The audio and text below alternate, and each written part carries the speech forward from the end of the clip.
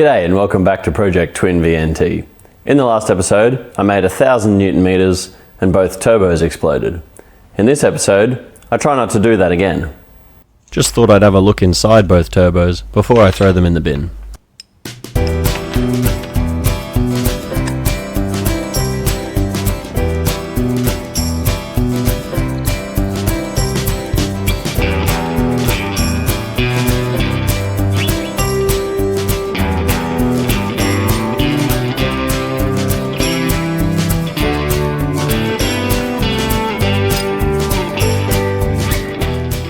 Definitely been some undesirable contact here.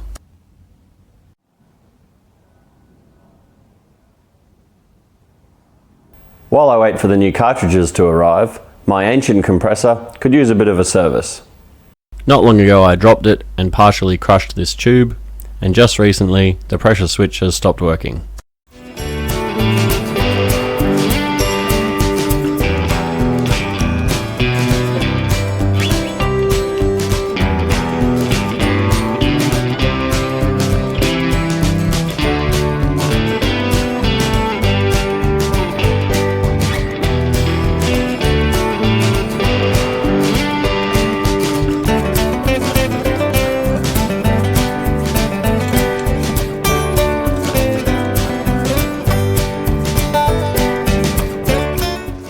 The new turbos have arrived and I've set them up just like the old ones.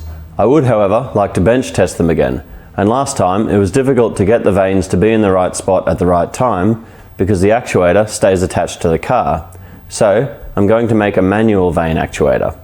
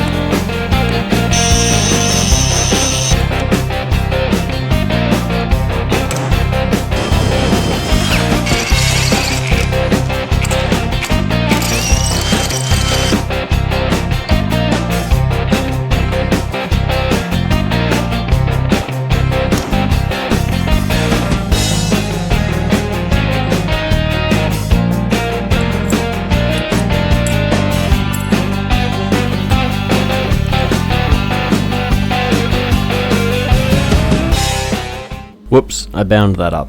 On to plan B.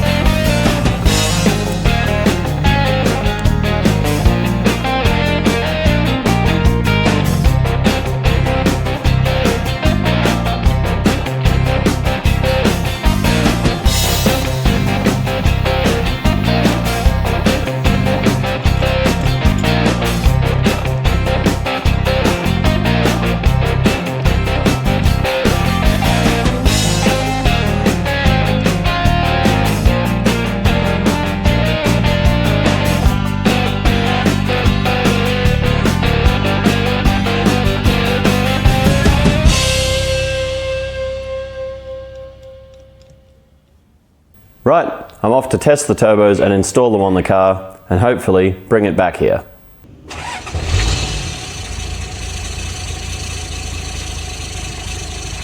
Bit of a rough start. I think there might still be some oil in there gumming it up.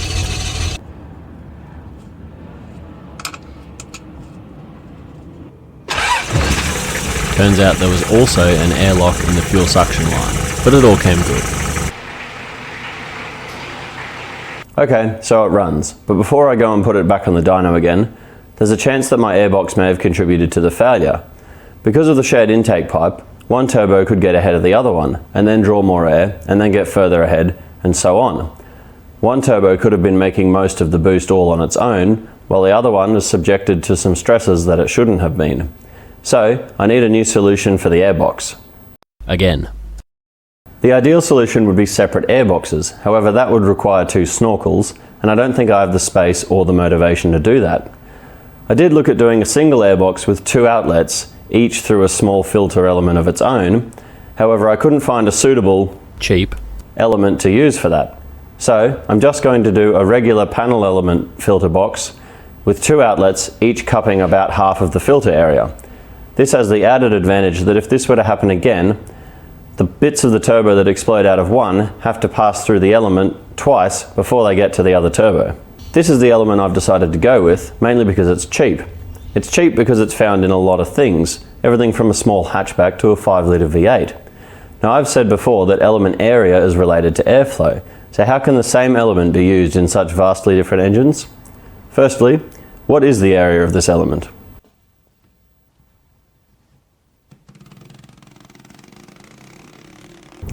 About 0.6 square meters, or less than half, slightly over half, of what's used in the 4.2 or the 2.8. But this is used in cars that make 3 times as much power. So what does that mean? What it means is there's a minimum filter element area that provides the amount of power, and the remaining area is allowance to clog up with dust. So this means that I'll have to clean this element out more often than I would have the one I was using. So I've mocked up an airbox out of bits of cardboard, and it got sort of complicated. So in an attempt to simplify it, I've moved the cardboard design to CAD and then back to cardboard again. There's a lot of things to think about when splitting a sheet metal job up into pieces. Every joint you can fold is a joint you don't have to weld, so the more the better. But simple pieces are easier to tessellate on your base material, so there's less wastage. Also, most sheet metal folders are only able to fold a whole line at once, and I'll show you what I mean here because I made a mistake. It will be impossible to make this fold here without also folding this small bit on the right. So I'm going to move this panel onto the piece next to it.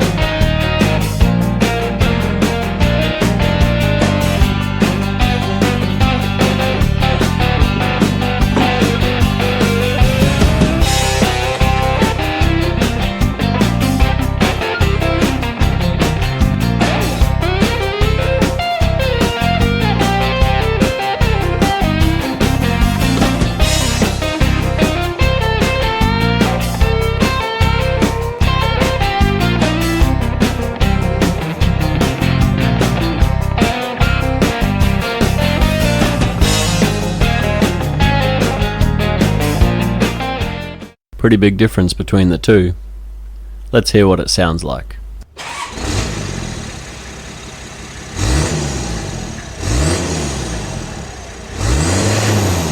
Not bad. Time for the dyno again, I think.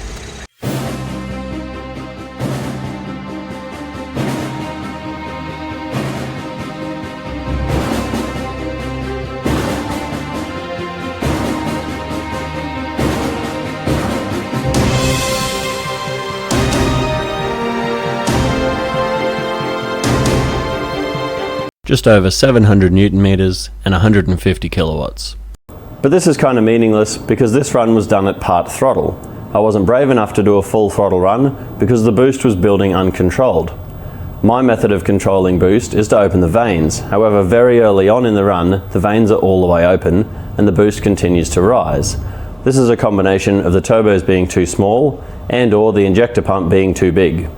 Worth noting also that the boost was much higher than last time, even at partial throttle. This leads credence to the theory that all the boost last time was being generated by one turbo. So all I need is some sort of safety mechanism that limits the boost. The obvious answer would be a pair of external wastegates. However, this would be a lot of work, and I'm not 100% sure that I could actually fit them. In the meantime, I've brought it somewhat under control by turning the fuel screw out half a turn and limiting the maximum throttle position. This isn't a permanent solution, but it works, and I haven't been away in nearly a year and a half, so I'm going to do that. So I've been away, and the car performed extremely well. Plenty of pull at any RPM, and never came anywhere near overheating. I'm happy with it as it sits, and while I may have the most underutilized 12mm out there, I'm going to make this non-permanent solution permanent, at least for a while. That'll do for episode 14 and the build. There'll be one more episode after this with some action shots, and that'll do for the series. Thanks for watching.